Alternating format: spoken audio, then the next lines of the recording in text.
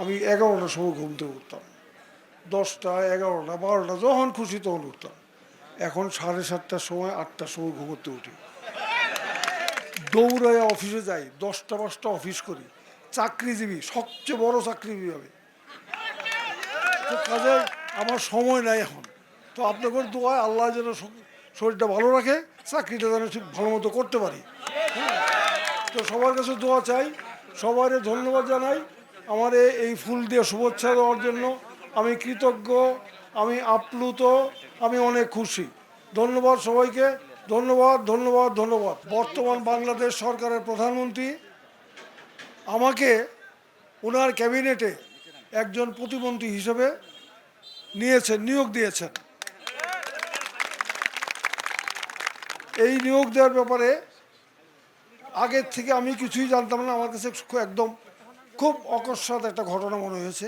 Optical ব্রাইটেনার, colour guard এবং জার্ড lock সমৃদ্ধ advance ফর্মুলায় এলো নতুন রে ডিটারজেন্ট পাউডার। 12টার সময় শপথ নিয়েছি, 4টার সময় মন্ত্রী হিসাবে শপথ নিয়েছি, এবং মন্ত্রী হিসাবে শপথ নেওয়ার পরের দিনই ক্যাবিনেট মিটিং, মন্ত্রিসভার মিটিং।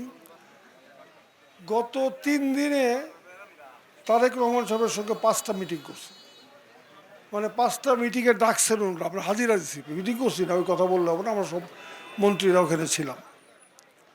তো এইটা আমার মনে হয় যে এটা একটা বিরল সম্মান, যে সম্মানটা গৌরীপুরবাসীকে দেওয়া হয়েছে। গৌরীপুরবাসী আমার পিছনে এইভাবে সলিডভাবে আছে দেখেই হয়তো আমাকে মন্ত্রিত্ব দেওয়া হয়েছে। তো আমি সবার কাছে অনুরোধ করি, সবার কাছে প্রার্থনা করি, আল্লাহর কাছে প্রার্থনা করি, সবার কাছে চাই যে সবাই যেন আমার জন্য দোয়া করে, আমি যেন আমার উপর অর্পিত দায়িত্ব একদম সুচারুভাবে করতে পারি। আমার উপর কিন্তু অনেক দায়িত্ব, আমি এখন পর্যন্ত আমার অফিসে বসতে পারি নাই, কি কাজ সেটাও দেখে উঠতে পারি নাই, শোনা যায় অনেক কাজ আছে।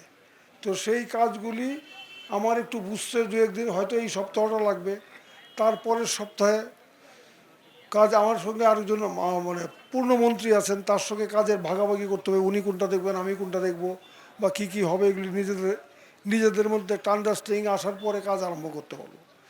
তো আমার মাথায় একটা চিন্তা আছে যে এই দপ্তর থেকে হয়তো এলাকার অনেক কাজ করা যাইতে পারে।